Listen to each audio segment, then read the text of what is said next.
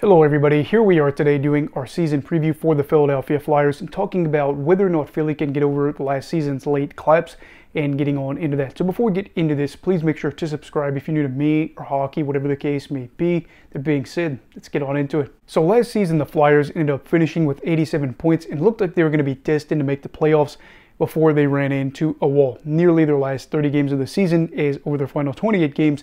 They went 9-14-5 and saw a 7-game losing streak thrown into the mix there. It was pretty heartbreaking, especially the fact that they almost could have made it on the last night of the season. There was 3 other teams that could have made it as well. They weren't able to make it in, and it was just a rough end of the year when you were thinking they probably were really, truly going to be a lock. So anyway, moving past the depressing part of the end of the year, we get to talk about the sense of optimism that is shifting over for this team entering this season and getting on into what this team could be. So what are some storylines to talk about for Philly this year? The first one is whether or not Matvei is magnificent or not. Matvei Michkov is a name you're probably going to be hearing a lot about in the upcoming months in this upcoming season because Michkov is being compared to some big name players. Now, I've heard comparisons to Alexander Ovechkin in terms of the impact. He was a player that was getting hyped up at 16 years old, Michkov that is. So to see him end up falling to 7th overall in the draft is a little bit disheartening, but at the same time too, I think for Philly, they just have to be so excited to know that they could have a game-changing talent on their roster. And I understand exactly why Philly fans would be excited about where this could go because I'm excited for the start of the season. I'm not even a Flyers fan, and I'm just thinking about how special this could be because Michkov is possibly going to be that spark to help this team, again, get where they want to go and could be a very big piece of this future. I know we talked about that before on this channel over and over again about how this guy could be a part of the team's future. Michkov's potential could very well mean that he is going to be a huge aspect of what the Flyers do in the future years, and I'm excited to see what happens. I don't even care about the underlying analytics.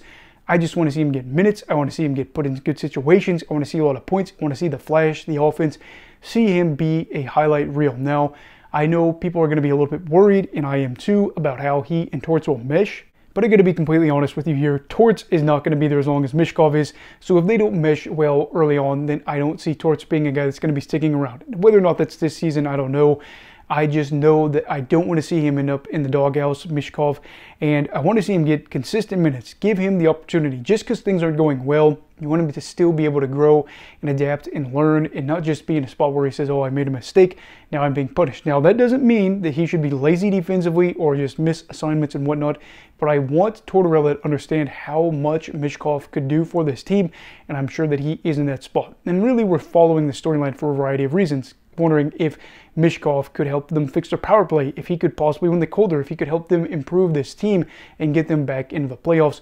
All of these things are big talking points. So if he did help the power play, if he won the Calder and got this team in the playoffs, I would say that this would be the start of something very, very special. And I know I'm overhyping this probably a little bit. Maybe he doesn't live up to some of those lofty expectations, but he was kind of talked about a couple of years ago as being a first overall pick, or at least in the mix of it. So keep your eyes out for him, a very young player that could be very special. Now we get to talk about whether or not the power play improves. So in my season preview that I put out for the Islanders, we talked about how the Isles had the worst PK percentage in the entire league. And then their buddies also in the Metro, the Flyers, were able to say on the flip side that they had the worst power play percentage in the league. So it's a battle of bads when they played each other, but this is still something that is actually really important for Philadelphia to figure out, as the man advantage is supposed to be something that benefits you.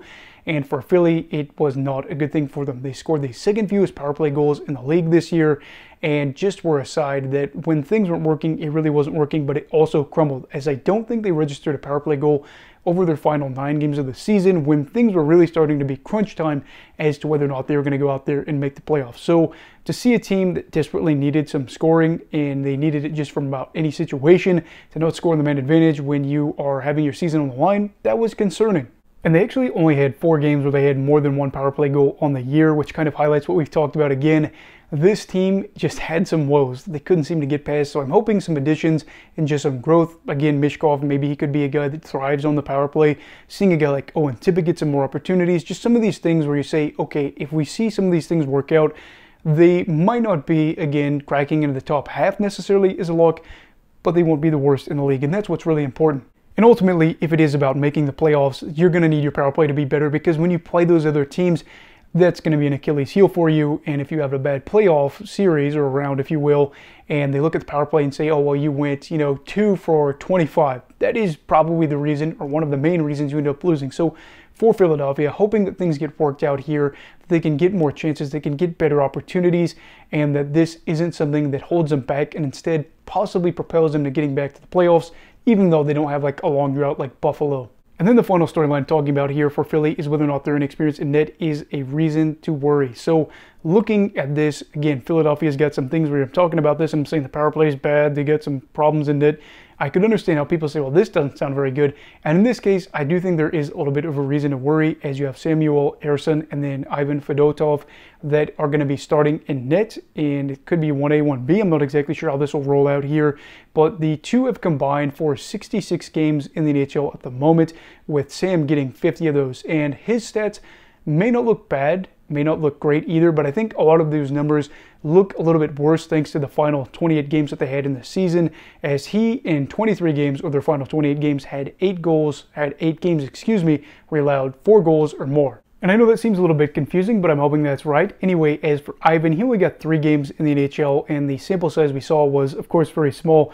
Things didn't look particularly great in that category, but I do think one thing that is good here for the Flyers, if they are seeing some good play in net, is the fact that this is a team sport, and last year they were good at 5-on-5, they were good on the PK, good at shot suppression and shot blocking. They had 4 players that finished the year with 100 block shots or more, and Nick Seeler had over 200 block shots. I don't think that was good enough for the league lead. I think he was something like in the top 5, but still having the ability to block shots, to, again, not allow a lot of shots to go your way when you have 2 guys who don't even have 100 combined games in the NHL is going to be big. Do I see this as a big reason to be concerned for this team going forward? I do, as again, it's very odd to be in the situation they're in, but it is something that we could say if the Flyers are able to do something in front of them and help them out, maybe they're going to be A-okay. So overall, what are my thoughts on the Philadelphia Flyers? It's kind of up in the air. Again, some of these teams in the Metro, I feel like that we've talked about, some of these French teams from the Atlantic that we're still unsure about, is in that category. And I feel like for Philadelphia, they could go from a team that went and overperformed to a team that underperformed. And last season was probably still successful compared to what you thought would happen here for the Flyers. If you told a Flyers fan at the start of the year, last season they were going to have 87 points, they probably would have been pretty happy with that. This year, I don't really know what the expectations are going to be, as they are willing to bring in these, younger players and give them more minutes. And I think there's potential for these younger guys to continue to thrive. They have got some guys that have got some flash. They've got some two-way players that are good. They've got guys that are willing to sacrifice their bodies in order to win. And they have to feel pretty motivated to try to bounce back from what was a terrible end of the season when they were second in the division in, January or February. So I see all the writing on the wall as to why this team could be good. Again, good defensive play team-wise, and you have a guy in Tortorella that could be a good motivator. So I kind of couldn't understand why people could say maybe they're able to get there in the playoffs, but I do think on the same end of this, it's going to be very difficult. Again, the wild card out east looks so hard to get into now, as you are thinking, if we can't crack into the top 3 in our division, are we going to be able to be a wild card team with how everybody is geared up? That remains to be seen. And from my perspective, I don't think they're going to be able to get the job done. I think there are some things that are holding them back, but at the same time, I don't necessarily know if they feel like they have to go out there and do this and get to the playoffs this year. It doesn't feel like a team where time is running out. They've got some young guys that are continuing to grow. Some other guys that are on long-term contracts, they know that they're going to be there. And they will get to play around again in the situation net, see how things work out for them. So I think for Philadelphia, it's probably going to be tweaking the lineup, seeing how things work, and then figuring out what is going to be the next step forward for them.